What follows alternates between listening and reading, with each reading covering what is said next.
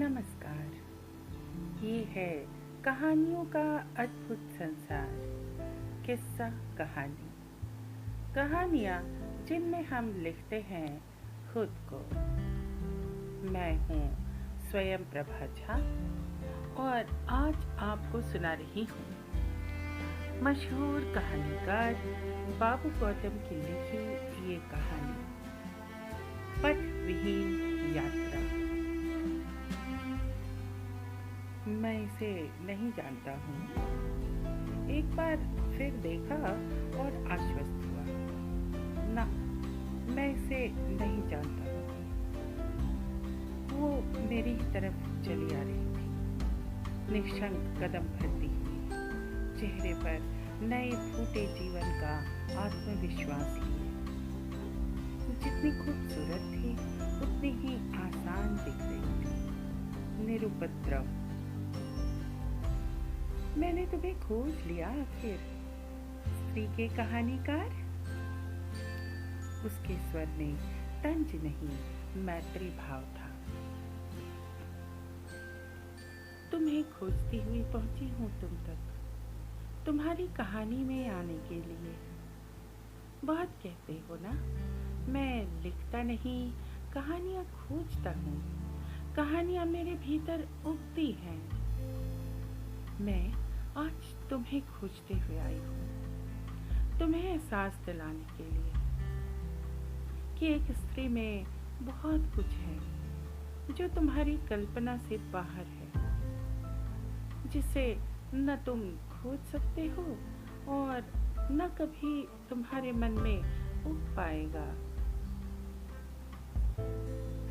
मैंने उसे बैठने का इशारा किया, पर उसने मेरी औपचारिकता को अनदेखा कर दिया। क्या मैं आपको जानता हूँ? मैंने पश्चिमी अभिजात्य की आड़ ली। नहीं, मैंने तुम्हारे पेज पर सभी कहानियां पढ़ी हैं तुम्हारी। वीथिका कभी लाइक नहीं किया, पर तुम्हारी कथा यात्रा में कई माह से तुम्हारे साथ चल रही हूँ।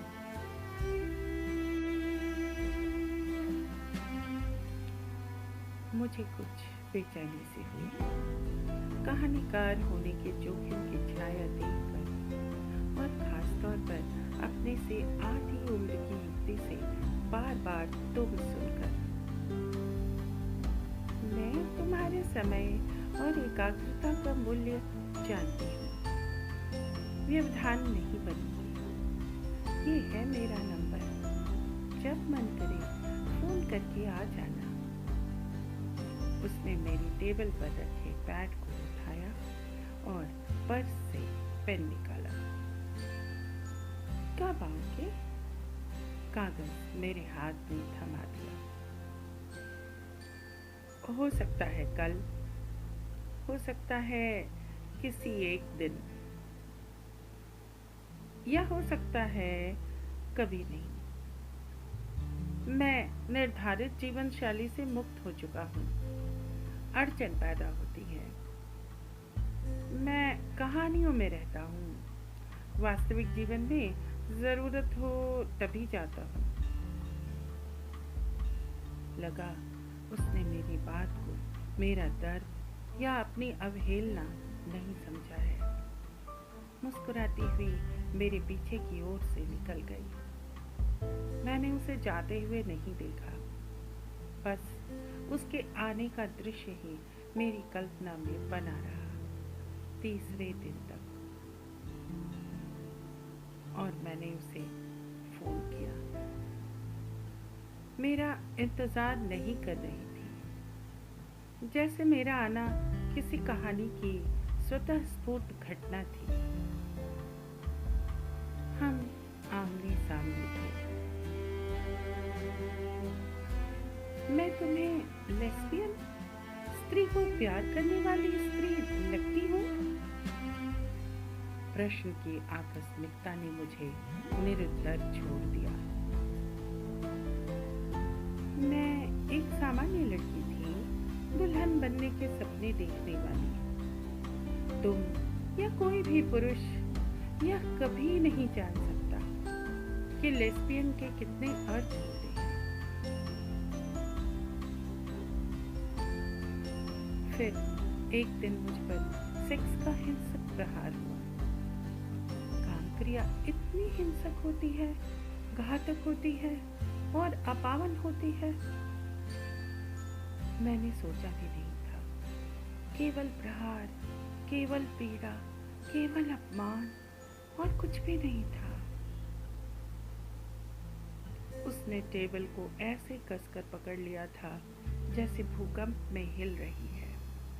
उसकी आंखों में भय और घृणा एक साथ उतर आए थे। वह चुप हो गई, फिर धीरे धीरे खुद को समेटा।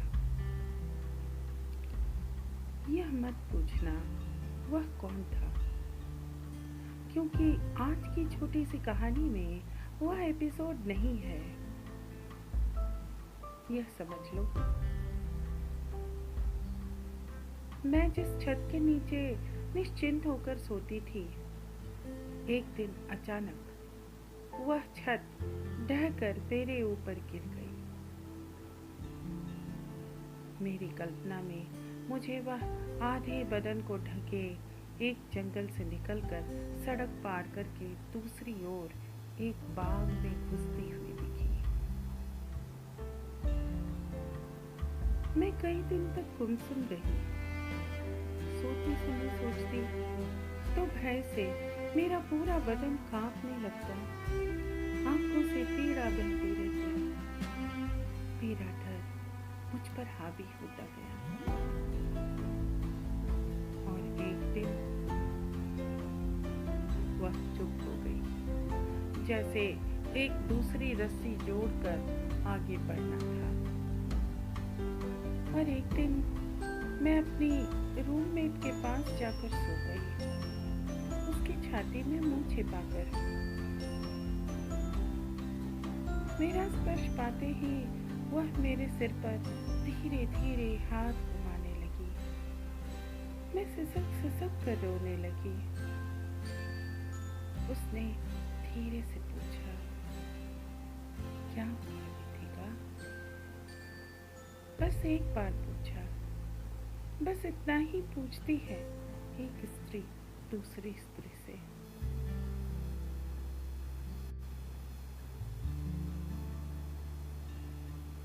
पुरुषों की तरह सब कुछ मुंह से सुनने की इज्जत नहीं करती है स्त्री।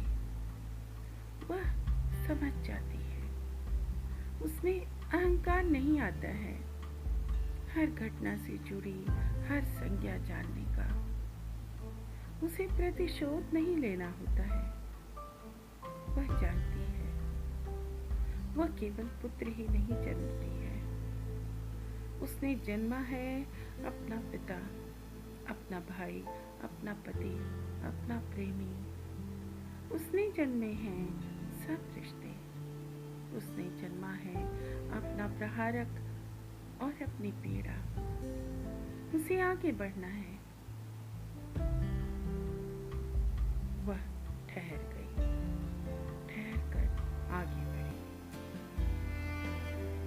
मेरे सिर को सहला लेने के बाद उसकी अंगुलियां मुझ में मेरी पीड़ा खोजती, उसे सहलाती आगे बढ़ती गई।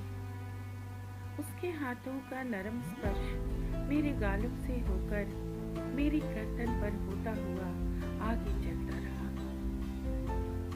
मुझे अच्छा लग रहा था, मानो अपनी अंगुलियों के जादू से वह मेरे एक एक अंग को भयमुक्त कर रही है। लगा मेरी मृत हो गई कोशिकाएं फिर जीवित हो रही हैं। मेरे जिन जिन अंगोपांग ने सबसे अधिक प्रहार झेले थे, वहां उसके नरम हाथ का स्पर्श पाते ही मैं जी उठी।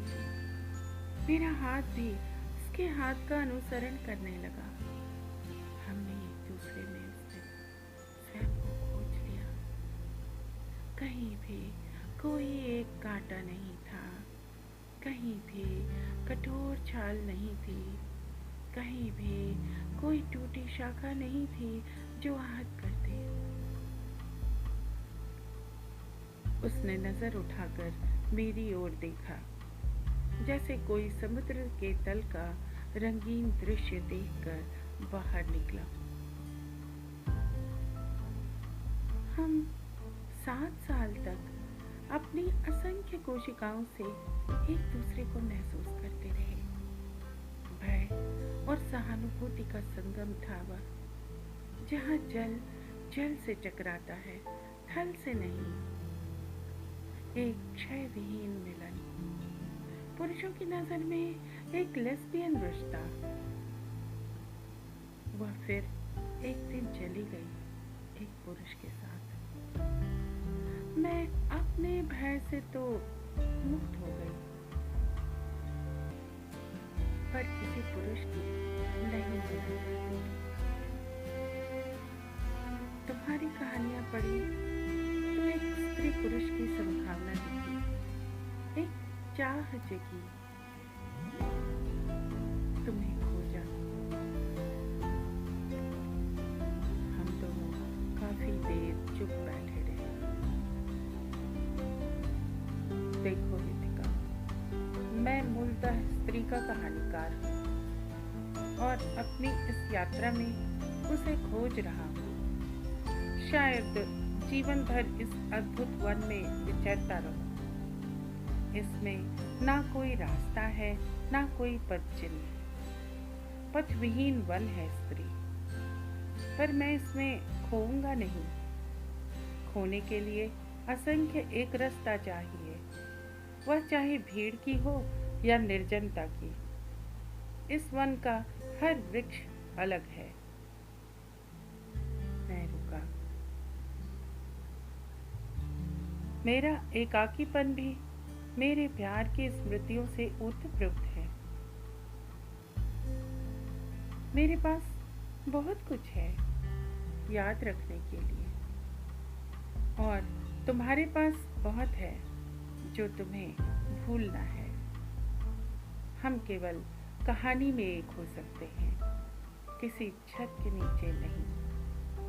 मिलते रहेंगे कहानी की इस पथविहीन यात्रा में।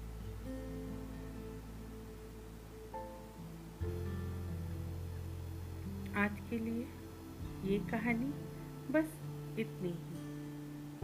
अभी आप सुन रहे थे स्वयं प्रभा झा की आवाज में बाबू गौतम की लिखी कहानी पथविहीन यात्रा।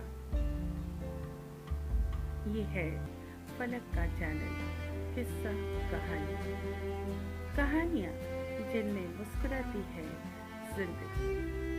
फिर मिलते हैं एक नई कहानी के साथ।